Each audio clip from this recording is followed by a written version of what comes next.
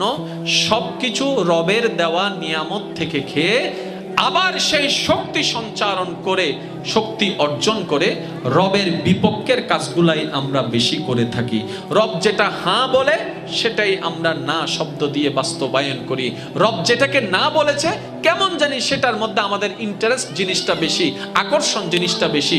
Total হিসাবটা দাঁড়ালে দেখা যায় আমাদের জীবন দাতা আল্লাহ, হায়াত দাতা আল্লাহ, সময় দাতা আল্লাহ, জমিন দাতা আল্লাহ, থাকার ঘর আল্লাহ দিয়েছেন, থাকার জমিন আল্লাহ দিয়েছেন, নিঃশ্বাসের জন্য অক্সিজেন আল্লাহ দিয়েছেন, খাবারের জন্য রিজিক আল্লাহ দিয়েছেন, দেহের শক্তি আল্লাহ দিয়েছেন, দেখার চোখ আল্লাহ দিয়েছেন, ধরার হাত আল্লাহ দিয়েছেন, চলার পা আল্লাহ দিয়েছেন। সব কটামো আল্লাহর দেওয়া দান, কিন্তু আল্লাহর জন্য ব্যবহার না করে আমরা আল্লাহর বিপক্ষে কাজটা বেশি করে সওয়াবের চাইতে গুনাহ অর্জন বেশি করেছি। টোটাল হিসাবটা যদি একটু টান দিয়ে দেখি, চোখটা বন্ধ করে তর্ক বিতর্ককে এক সাইডে রেখে আমরা সবাই এক একজন বড় সাজাপ্রাপ্ত আসামি, বড় সাজাপ্রাপ্ত আসামি, এক একজন বড় মারাত্মক সাজাপ্রাপ্ত আসামি হয়ে আছি। এবার সেই বুঝটা যদি আমাদের বুঝে আসে, ভুলটা যদি চোখে পড়ে, মনটা যদি একবার ঘেমে যায়, অন্তরটা যদি একটু অনুশোচনার চাদরের মধ্যে ঢেকে যায়, মনটা যদি একবার ঘেমে যায়, বিবেক যদি একবার জাগ্রত হয়, বিবেক যদি একবার জাগ্রত হয়, এবার অনুশোচনার মন নিয়ে বান্দা যখন বলে মওলা তোমার জমিনে থেকে তোমার দেওয়া হায়াত দিয়ে তোমার বিরুদ্ধচারণ করে শয়তানকে খুশি করে হাজার গুনাহ করেছি মওলা, এত অপরাধ করেছি হয়তো পাহাড়টা সেই গুনার সামনে ছোট্ট হয়ে যাবে, এত গুনাহ করেছি মওলা সাগরটাও যেন এইটার সামনে অনেক ছোট্ট দেখা যাবে মওলা, আমি তো নিরুপায়। রব্বে করিম বলে বান্দারে তুই গুনাহ করলো তো আমার বান্দা, তুই পাপ করলো তো আমার বান্দা, তুই অপরাধ করলো তো আমার বান্দা, লা তাকনাতু মির রাহমাতিল্লাহ, বান্দারে মাফ থেকে নিরাশ হতে পারবি, আমি আল্লাহর রহমত থেকে তোকে নিরাশ হতে দিব না। এটা আমাদের রহমান, এটা আমাদের আল্লাহ। আমি প্রায় সময় একটা কথা বলি, আমরা আল্লাহকে নামে চিনেছি, বুঝার চেষ্টা কখনো করি না। আমাকে একটু আওয়াজ দিয়ে সহযোগিতা করতে হবে যদি আপনাদের কষ্ট না হয়, পারবেন?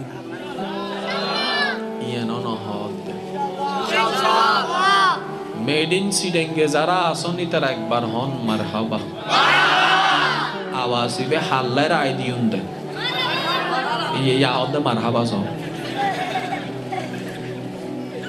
আওয়াজটা দিয়েন, তাইলে আমি বুঝতে পারবো আপনাদের রিসিপশনটা কেমন হচ্ছে, নাহলে আমার বলাটা ব্যর্থ তো। আর আমি সময় নষ্ট করা পছন্দ করি না। যেমন আজকে টাইম দিয়েছি 11:30 ইনশাল্লাহ আসবো, 11:30টার আগে এসে উপস্থিত হয়েছে। কোন একটা মাহফিলে মনে করেন আমি অদম অযোগ্যের নাম দেখলেন কিন্তু আমি আসি নাই, আমার উপস্থিতি হয় নাই, মনে রাখবেন ওই মাহফিলে আমি দাওয়াত নিই নাই। কিভাবে? আমি যদি কোথাও দাওয়াত নিই কিংবা ওয়াদা করি, আমি সর্বাত্মক চেষ্টা করি উপস্থিত হওয়ার জন্য, আলহামদুলিল্লাহ। এখন কিছু বিশেষ কারণ হয় যেটা আপনাদেরকে হয়তো আমরা বলতে পারি না, বাহির থেকে কিছু চাপ কিংবা বিভিন্ন কোনো প্রবলেম কিংবা ব্যক্তিগত প্রবলেম, মানুষের সুবিধা অসুবিধা থাকতে পারে।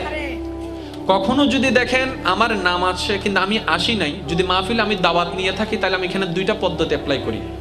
একটা হচ্ছে মোবাইল কলের মাধ্যমে লাউড স্পিকার দিয়ে আমি কথা বলবো, আর না হয় ভিডিও কল এসে আমি কথা বলবো। অর্থাৎ আমি দাওয়াত নিয়েছি কিন্তু কোনো কারণে আসতে পারিনি, সেটা আমি জানাই দিই। কিন্তু কোথাও যদি দেখেন আমার নাম আছে কিন্তু আমি আসিনি, তাহলে বুঝে নিবেন দয়া করে আমার ডায়েরিতে ওই মাহফিলটা ওঠা হয়নি। এতটুকু ক্লিয়ার হয়েছে আলহামদুলিল্লাহ। কারণ আমার আব্বা হুজুর, আমার হুজুর যার কথা বলেছেন, আমার আব্বা হুজুর 2006 সালে আমাকে একটা আদেশ করেছেন, বলে যে বাবা তোমার বাবা কখনো ওয়াদা মিস করেনি, তুমি আমার সন্তান, আমিও আশা করব আমার ছেলে যেন কখনো ওয়াদা মিস না করে। যাকে যেই টাইম দিবা সেই টাইমের মধ্যে ওয়াদা রক্ষা করার চেষ্টা করবা। এই ভাইদেরকে জিজ্ঞেস করেন, ওনারা যে কোনো মাহফিলে আমার মাহফিলে অ্যাটেন্ড করেছে, ইনশাল্লাহ আমি যে টাইম দিয়েছি, একটা আপনারা বলেন না আমার টাইম কখনো আলহামদুলিল্লাহ বেশি 19-20 আগে হয়েছে, ইনশাল্লাহ পরে। আপনাদের কাছে দোয়া চাই আমি যেন আমার আব্বা হুজুরের এই আদেশটুকু পালন করে মরণ পর্যন্ত চলতে পারি, সে তৌফিক যেন আল্লাহ দান করেন। আমার কারণে এই পর্যন্ত কোনো মাহফিল কমিটি লাঞ্ছিত হয়েছে কিংবা কষ্ট পেয়েছে এমন ঘটনা এই পর্যন্ত ঘটেনি, আল্লাহ যেন নাও ঘটাক, আমিন। কষ্ট দিচ্ছি মনে হয় আপনাদেরকে? তাহলে আমরা এমন রহমানের বান্দা যিনি ক্ষমা করতে প্রস্তুত, ব্যর্থতা আমাদের এত নিম্ন পর্যায়ে চলে গেলে আমরা ক্ষমা চাইতে জানি না, ক্ষমা চাওয়ার জন্য প্রস্তুতি হতে পারলাম। একটু বুঝবেন জিনিসটা। পৃথিবীর সবচাইতে একটা প্রিয় শব্দ কি বলেন তো? শব্দ হচ্ছে আমাদের পৃথিবীতে মা। পৃথিবীতে সবচাইতে একটা বহুল ব্যবহৃত একটা বাক্য বলেন তো কোনটা? I am sorry. সবচাইতে বেশি ব্যবহার হয় কোনটা?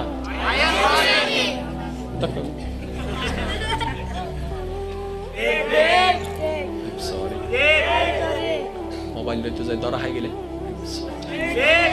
মানে এনি হাউ আমাদের জীবন আই এম সরি শব্দটা একটু বেশি, সরি অথবা আই এম সরি। তাহলে সরি কখন বলা হয়? যখন ভুল করা হয়। সরি কখন বলা হয়? যখন দুঃখ দেওয়া হয়। সরি কখন বলা হয়? যখন অন্যায় করা হয়। সরি কখন বলা হয়? যখন আনলিগেল হয়। তাইলে এক গবেষণায় দেখা গেল পৃথিবীর সবচাইতে ব্যবহৃত বাক্যটা যদি হয় আই এম সরি, আর সেটার পিছনে কারণটা যদি হয় অন্যকে কষ্ট দেওয়া, অন্যকে দুঃখ দেওয়া, অন্যের সাথে অন্যায় করা, অবিচার করা, তার মানে আমাদের জীবনটাই যদি একটু গবেষণা করি, আই এম সরি সংখ্যা যেহেতু বেশি, তার মানে আমরা আমাদের জীবনের বেশিরভাগ সময় মানুষকে কষ্ট দিয়ে কাটাই। হয়তো এমনে না হয় এমনে। কারোর জন্য কান্না করার দরকার কান্না হবে শুধু কার জন্য? আর একটু জোরে বলেন না কার জন্য? আর একটু জোরে বলেন কার জন্য? দুনিয়ার জন্য কানলে মন শক্ত হয়। মনে রাখবেন, দুনিয়ার জন্য কানলে, অনেক আমাদের মা বোনেরা আছে কান্না করে মন হালকা করে, আসলে হালকা হয় কিন্তু এটা সাময়িক, ওই ভারটা কিন্তু থেকে যায়। ওনার মনে হয় কি একটু রিল্যাক্স হয়েছি, না, দুনিয়ার জন্য একটু ভেবে দেখবেন এটা। দুনিয়ার জন্য আমরা যত কাঁদি মন তত শক্ত হয়, রবের জন্য যত কাঁদতে পারবো মন তত নরম হয়। আল্লাহ আমাদের সবাইকে এই বুঝ নিয়ে চলার তৌফিক দান করুন। রমজানের নাজ নিয়ামত অর্জন করার তৌফিক দান করুন। মুসিবতে না পাই যদি, মুসিবতে না পাই যদি, করুণা তোমার কবরে হাসরে কি হবে আমার, কবরে হাসরে কি হবে আমার। উচ্চ আওয়াজে একবার বলেন আলহামদুলিল্লাহ। শেষ কথায় আমি বিদায় নিচ্ছি। এখানে যারা আছেন এক একজনের অন্তরে আল্লাহর এক এক প্রিয় বান্দার স্থান বেশি আছে, সবারটা কিন্তু এক না। আমি আবার বলছি, একটু বুঝে নেন। আল্লাহর প্রিয় বান্দার ভিতরে কোন প্রিয় বান্দার প্রতি আপনার মনটা বেশি ঘামে, আপনার কার প্রতি বেশি ভালোবাসায় কাজ করে, ওনার জীবনীটা একটু পড়ে দেখবেন। বাস আপনার জীবনীটাকে ওনার জীবনীর মতো বানাই ফেলেন। উনি অভাব অবস্থায় কি করেছেন ওইখান থেকে শিখে আপনার জীবনে পেস্ট করেন। উনি শত্রুর সাথে কিভাবে ব্যবহার করেছে ওইখান থেকে শিখে আপনার উপরে পেস্ট করেন। বাস ওইখান থেকে কফি, এখান থেকে পেস্ট, মাঝখানে থাকবে রবের সন্তুষ্টির চাওয়া। আপনার জীবনটা সুন্দর হয়ে যাবে, আপনি মানুষের মতো মানুষ হয়ে যাবেন। জানেন, আপনার মরণ খবরটা শুনে মাইক দিয়ে আর কাউকে ডেকে আনতে হবে না, এমন মানুষের উচ্চক বীর হবে জায়গাও দেওয়া যাবে না। আর সবাই ভাববে, কিরে সে তো দুনিয়ার একজন সামান্য রিক্সাওয়ালা ছিল, একটা দোকানদার ছিল, এতগুলা মানুষ। তখন একজন পিছন থেকে হয়তো বলবে, তার চরিত্রটাই আজকে এতগুলা মানুষ সমাগম করেছে। কেমন চরিত্র? বলে যে বেশি কিছু না, সে যাকে দেখতো শুধু সালাম দিত। আর একটু জোরে বলেন। একটা সপ্তাহ কাজ করেন, এক সপ্তাহ আপনি শুধু নিজেকে পরিবর্তন করার চেষ্টা করেন, দেখবেন আপনি যে অন্তরে শান্তিটা পাবেন, এই এত জন্মে আপনি সেই শান্তিটা পান নাই। শান্তি আছে আমাদের চতুর্পাশে, আমরা শান্তি খুঁজে নিতে পারি না। আমরা শান্তি খুঁজি কক্সবাজারে, আমরা শান্তি খুঁজার জন্য চলে যাই বান্দরবনে। তা আমি বললাম, ভাইয়া কোথায় যাচ্ছেন? বলে যে একটু রিল্যাক্স টাইম পার করার জন্য যাচ্ছি। কোথায়? বলে যে কক্সবাজারে। সারা জীবন থেকে যেতে পারবেন? বলে যে না, এটা তো সম্ভব না, আর সারা জীবন থাকলে সেটাও বিরক্ত হয়ে যাবে। তো সেই জায়গায় কেন যাচ্ছেন যেখানে আপনি শান্তি গেলেই পাবেন? এমন ভাবে নিজেকে তৈরি করুন, আপনি যেখানে বসে থাকবেন সেটাই শান্তির হয়ে যাবে। আপনি যার সাথে বসবেন তার মন শান্তির হয়ে যাবে। একজন ভারাক্রান্ত হৃদয়ওয়ালা আপনার সাথে এসে দেখা করে আপনার মুস্কি হেসে দেখে তার মনটাও খুশি হয়ে যাবে। এটা না বাহাদুরি। যদি কক্সবাজার যাইলে মন শান্তি হয়, বারবার দম ভরে দূর দূর দূর দূর দূর দূর দরকার। আর বেশি মন খারাপ থাকলে একটা কাজ করবেন, যাই নামাজটা বিষয়ে সিজদায় পড়ে থাকবেন, কিচ্ছু বলার দরকার নেই, শুধু চোখটা বন্ধ করে পড়ে থাকবেন। দেখবেন যত সেকেন্ডের কাটা সামনে যাবে মন তত প্রশান্তি হতেই থাকবে। আর তখনই আপনি বুঝতে পারবেন আসলে আপনার মনের শান্তিটা কোন জায়গায় ছিল, এতদিন কোথায় খুঁজেছেন।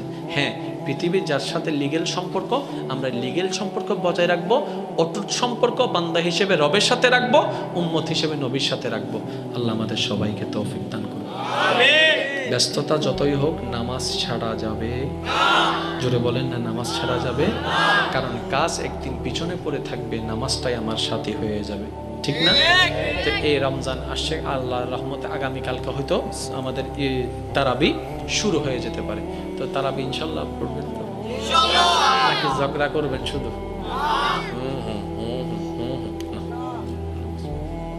তর্ক অনেক হয়েছে, আর না, এবার নিজেকে একটু আলোকিত করার চেষ্টা করি, চলো পারা যাবে ইনশাআল্লাহ।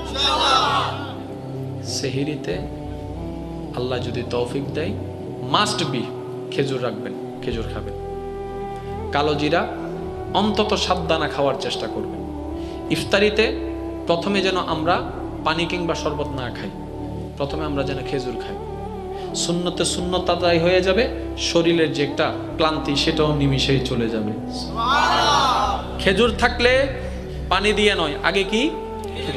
যদি খেজুর না থাকে তাহলে আমরা পানি খাবো, তাও একদম গট গট করে নয়, 1 ডুব 2 ডুব, তারপরে আল্লাহ যা মিলাই খাবো। কিন্তু আমরা যেন ওই অস্বাস্থ্যকর খাবার বাদ দিয়ে স্বাস্থ্যকর খাবার, অল্প ফল ফ্রুট যা আছে আমরা এগুলা খাবো।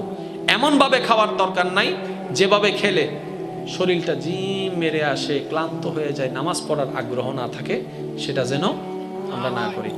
আর হদুন আছে তো আজান দনর মার মানে নে হাজুর গো দিয়ে দূর হাতে বাদ খন্ড দেয়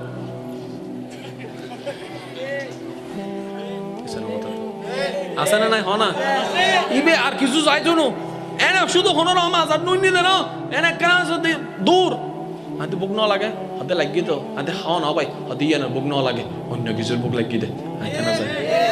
আর হদুন তো বাথরুমের ভিতরও টানাতে টানে উড়ে ফেলার বাজে, আর হতে হয় বেকেনা সারও না, ফোয়া মাইয়ের লেখেনা বাসও না, ঠিক না? বেঠিক হ না, ইবে এনকু জিনিস নিজেরও ক্ষতি করে, নমাতে তো নিজেরও ক্ষতি করে, অনার হতে অনা করতে লাগুন, ঠিক আছে মানিলাম, তো 10 জনের ক্ষতি গেলে করতে লাগুন। আল্লাহ আমাদের সবাইকে বোঝার তৌফিক দান করুক। একটা অনুরোধ এসেছে, ওইটা আমি 2 কলি দিয়ে আমি শেষ করছি। আমরা যেন আজকে থেকে নামাজ বাদ না দিই। আপনারা বিদায় দেন, যেহেতু আমাকে ওইখানে যেতে হবে, আমাকে বিদায় দেন। আমার হুজুররা আছেন, ওনারা তাকরির করবেন, সবকিছু আপনারা কিন্তু সবাই থাকবেন।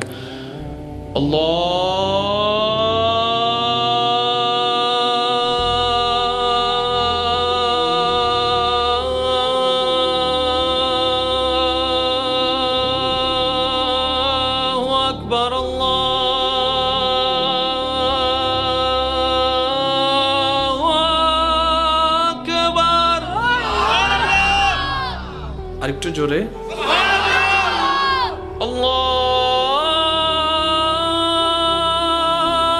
আল্লাহু আকবার, আল্লাহু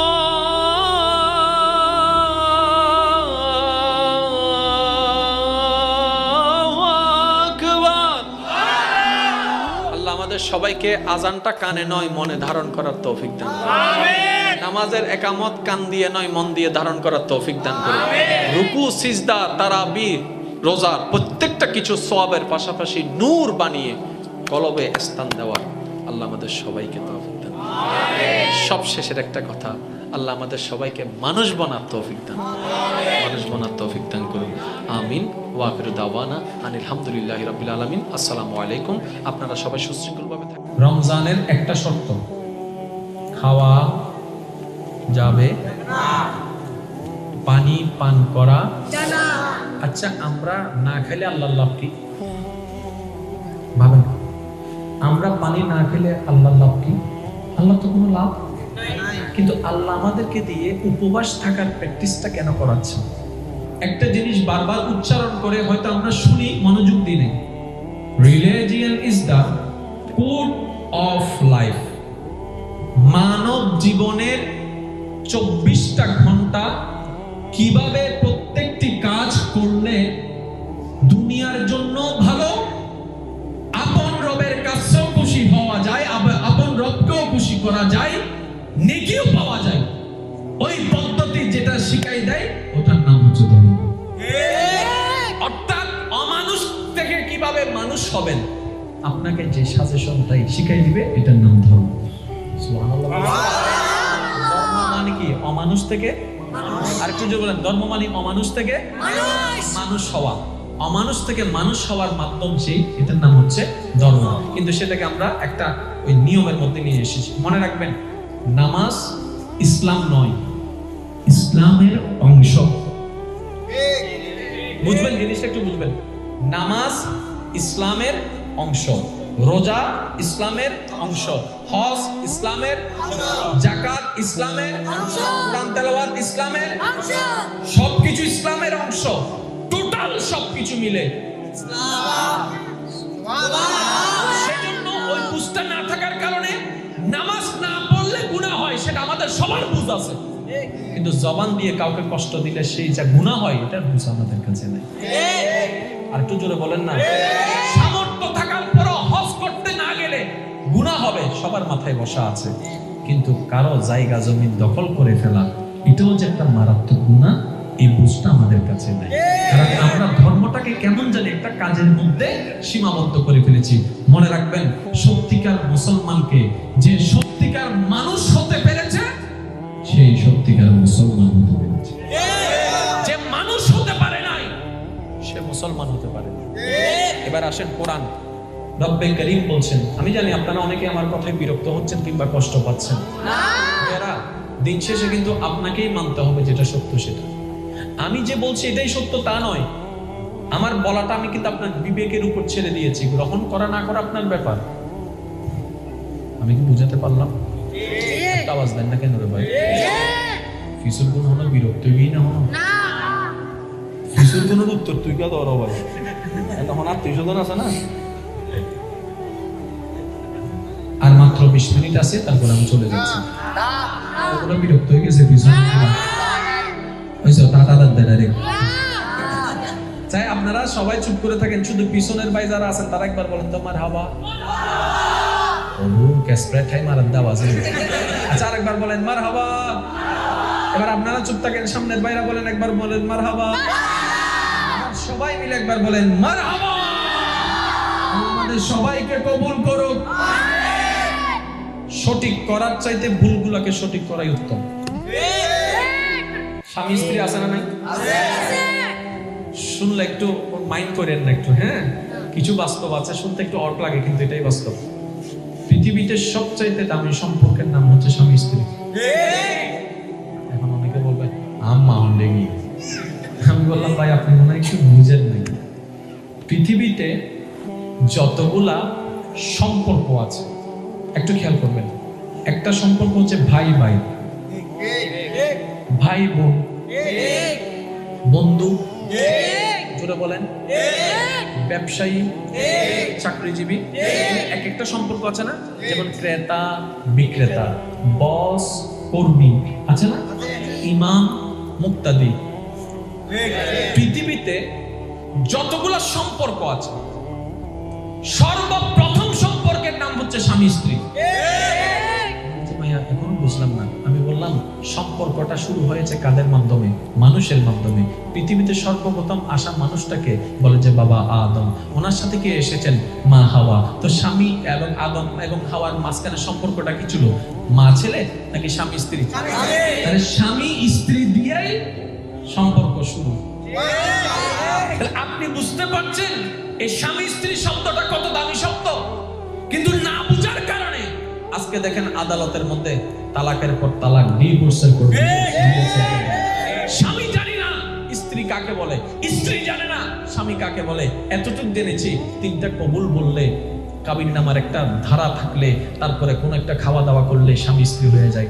আমি বলি লাল কাপড় পরলে স্ত্রী হওয়া যায় না, মাথায় কিন্তু জামায় পাগড়ি দিলে স্বামী হওয়া যায় না। আরে স্বামী তো সে আদম, মাথায় পাগড়ি দেয় নাই, স্বামীর দায়িত্ব পালন করেছে। মা হওয়া হয়তো লাল শাড়ি পরে নাই, স্ত্রীর দায়িত্ব পালন করেছে। এখনো পর্যন্ত যখন আকদের পরে দোয়া করা হয়, আদম এবং হাওয়ার চরিত্রকে সামনে রেখে দোয়া করা হয়, মওলা গো তাদের স্বামী স্ত্রীকে তুমি আদম হাওয়ার মতো জুড়ি বানায় দাও, আদম হাওয়ার মতো জুড়ি বানায় দাও, আলী ফাতেমার মতো জুড়ি বানায় দাও। কেন?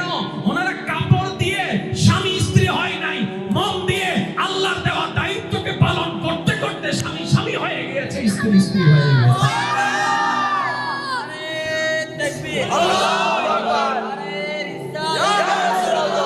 ইবেন তুন শরম আছে, আর তো নাই দেন সোনাইয়া আর জোর হনা, ঠিক না বেটি? ইবেন তুন কেন শরম আছে, সুবত পানি চলিছি, আর তো নাই দে শরমই না, আর তো একদম বেডি কই আদে বলতা কি সব দে হদ না দেওয়ালি গো সাইতে তা তুমি কেন নসস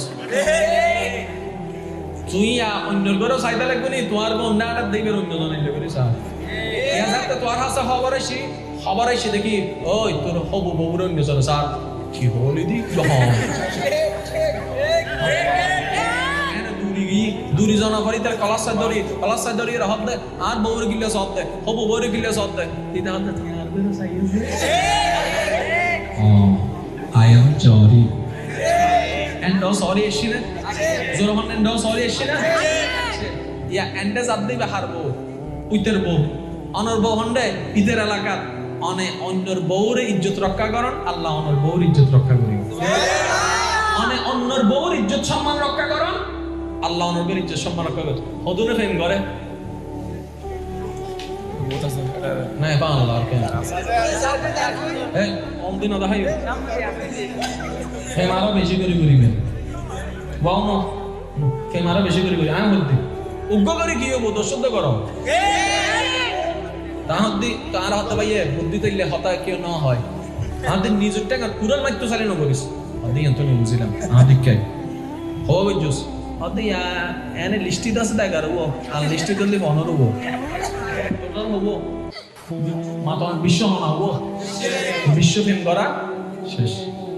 এবার ইতে চিন্তা করতে কি হতো না বিয়ে গুঞ্জুম দে ফেরেশ সব গুঞ্জিতে পুজো রানি বিয়ে করিব দেখি এবার 200 সাইয়ের উগ্র বিয়ে করছি 3 মাস বাদ উনার দে ইতের বউয়ে বেশি না 2200 নমাতে কা বউ হবো 2200 ইতে হতে কি রে আয় হবো এগো তা তুন দুসুরিয়া কি রে না হস কাগে তু কইলে না পতাই তো সাইলাম দে সাক্কা মারি দিবেন লাই এবার আল্লাহ ডাক দি হারে বোকা বানাতে ইতিরে বানাইবি উইতেল মারে বানাবি আরে কি বোকা বানাইতে তারে বিলে তুই তোর খামতা বেগি নাই জানি অন্য বান্দার হতি গুজুস কিন্তু তোর হতি হই একটা লেখার কথা আছে যে অন্যলাই গর্ত করে মাতন্না বাজে যে অন্যলাই গর্ত করে এবার আজিয়ে তুম ফেক বালা করি করো তোমার বউ অন্য করিলে মানিবে না মাতনা বাজে। আমার যুবতী ভাই বোনদেরকে বলবো বিবাহ জীবনের একটা চরম সিদ্ধান্ত, মারাত্মক সিদ্ধান্ত। আবেগ দিয়ে এই সিদ্ধান্ত নেবেন না, আপনি খুশি মনে রবের উপর ছেড়ে দেন, দেখবেন আপনার কল্পনার চাইতো পারফেক্টলি ভাবে আপনার রব আপনার জীবন সঙ্গীর ব্যবস্থা করে দেবেন। দেখেন না আমাদের দাদি নানিদের সংসার কিন্তু তেমন ভাঙে নাই, নাতিদের সংসার যেভাবে ভাঙতেছে ওনারা আল্লাহর উপর ছেড়ে দিয়েছেন, আল্লাহ সেভাবে ব্যবস্থা করে দিয়েছেন। আমাদের দাদা নানারা একজনের সাথে 40-50 বছর 60 বছর কাটাই ফেলছে, ডিভোর্সের প্রয়োজন হয় না, আজকে 5-10 বছর যেতে পারে না, ডিভোর্স। প্রবলেমটা কোথায়? আমরা রবের উপর সিদ্ধান্তের উপরে আমরা সন্তুষ্ট না থেকে নিজে প্ল্যানিং করি। আর আপনারা তো জানেন আমাদের প্ল্যানিং কি মারাত্মক ভুল থাকে, যার কারণে আমি অনুরোধ জানাবো আল্লাহর উপর ছেড়ে দেন। ব্যবস্থা করে দিবেন কে? শান্তির ব্যবস্থা করে দিবেন কে? সুখে রাখার ব্যবস্থা করে দিবেন কে? কোন আল্লাহ? যিনি ইন্নাল্লাহা আলা কুল্লি শাইইন কাদির। রমজানের একটা শর্ত, খাওয়া যাবে না, পানি পান করা যাবে না। আচ্ছা, আমরা না খেলে আল্লাহর লাভ কি? ভাবেন, আমরা পানি না খেলে আল্লাহর লাভ কি? আল্লাহ তো কোনো লাভ নাই। কিন্তু আল্লাহ আমাদেরকে দিয়ে উপবাস থাকার প্র্যাকটিসটা কেন করাচ্ছে? শুনুন, এই মানব দেহের ভিতরে কয়েকটা স্টেশন আছে, তার মধ্যে একটা স্টেশনকে আমরা সবাই চিনি, যেটার নাম কলব, অন্তর। আর সেই কলবটা হচ্ছে এমন একটি স্থান প্রত্যেকটা মানবের, যেটার সাথে আপন রবের সাথে সরাসরি সম্পর্ক, কানেকশন আছে। এবার আপনারা, আমরা জানি এই মানব দেহটাকে জাহান্নামে নেওয়ার জন্য শয়তান নিরলস পরিশ্রম করে যাচ্ছে। তো শয়তান তো ডাইরেক্ট ঢুকতে পারে না, রাজত্ব করতে পারে না। শয়তান মানুষের ভিতরে রাজত্ব করে যেই স্টেশনের মধ্যে, ওই স্টেশনের নাম হচ্ছে নফস। ওই স্টেশনের নাম কি? নফস নামক স্টেশনের মধ্যে শয়তানের রাজত্ব তৈরি করে আমাদেরকে নিয়ন্ত্রণ করে। যতই আমরা তার নিয়ন্ত্রণে চলে যাই, ততই আমরা রবের রহমত থেকে দূরে সরে যাই। যতই রবের রহমত থেকে দূরে সরে যাই, ততই আমরা জাহান্নামের কাছে চলে যাই। যতই জাহান্নামের কাছে চলে যাই, ততই সমাজের কাছে আমরা বিষ হয়ে যাই, পরিবারের কাছে আমরা বিষ হয়ে যাই, এলাকার মানুষের কাছে আমরা একটা অভিশাপ হয়ে যাই। অর্থাৎ আমরা দিন দিন অমানুষ হয়ে যাই। তাহলে রবের প্রিয় হওয়ার জন্য আপনাকে মানুষ হতে হবে। মানুষ হওয়ার জন্য আপনার নফসটাকে কন্ট্রোল করতে হবে। মানুষ হওয়ার জন্য আপনার আমার নফসটাকে কন্ট্রোল করতে হবে। ওই নফসটাকে কন্ট্রোল করার হাজারটা মাধ্যমের একটা মাধ্যমের নাম হচ্ছে কম খাওয়া, ক্ষুধার্ত থাকা, উপবাস থাকা, তৃষ্ণার্ত থাকা। তাই রব্বে কারীম আমাদেরকে ফরজ করে দেওয়ার মাধ্যমে রমজানের একটা নিয়ম করে দিয়েছেন। ও আমার বান্দা, 12টি মাসের মধ্যে একটি মাস তোমরা এত থেকে এত সময় পর্যন্ত খানা খেও না, পানি পান করো না, এটা করো না, ওইটা করো না, পাপ কাজ করো না। কারণ যতই আমরা পাপ করি, নফস তত শক্তিশালী হয়। যত নফস শক্তিশালী হয়, তত শয়তানের রাজত্ব বেড়ে যায়। সেজন্য ওই শয়তানের নফসটাকে দুর্বল করার জন্য আমাদেরকে কিছু কাজ বাদ দিতে হয়। ওই কাজগুলোকে বাদ দেওয়ার নামকে বলা হয় সংযম। ওই সংযমকে বলা হয় রোজা। অর্থাৎ মূল প্ল্যানিংটা হচ্ছে রমজানের শয়তানকে দুর্বল করা, নফসটাকে দুর্বল করে কলবটাকে সজাগ করা। এই কনসেপ্টটা একটু মাথায় রাখবেন। রোজা মানে নফসকে দুর্বল করা, কলবটাকে শক্ত করা। আমাদের দেহে শক্তির জন্য খাবারের দরকার আছে। একটু জোরে বলেন না, আছে না নাই? কারণ এই খাবার থেকে রক্ত হয়, এই খাবার থেকে ক্যালসিয়াম হয়। আমরা বোকামি কোন জায়গায় করি জানেন? নবী রাহমাতুল্লিল আলামিন আমাদেরকে বলছেন, পেটেরকে 3 ভাগ করো। 1 ভাগ খাবার, 1 ভাগ পানি, 1 ভাগ নিঃশ্বাসের জন্য খালি রাখো। পেটকে কয় ভাগের সিস্টেম করে দিয়েছে? 1 ভাগ খাবার, 1 ভাগ পানি, 1 ভাগ নিঃশ্বাসের জন্য খালি রাখো। কিন্তু আমরা এমন অনেকে আছি, এভাবে খাই, নিঃশ্বাসও নিতে পারি না। এইবার দেহের শক্তির জন্য খাবারের দরকার আছে না নাই? রক্ত হওয়ার জন্য খাবারের দরকার আছে না নাই? বোকামি কোন জায়গায় করছি আমরা? যেই পরিমাণ শক্তি রক্তের জন্য খাবারের দরকার, ওই পরিমাণ খাবারের বেশিটাই হচ্ছে নফসের খাদ্য। আমরা এটা বুঝতে পারি,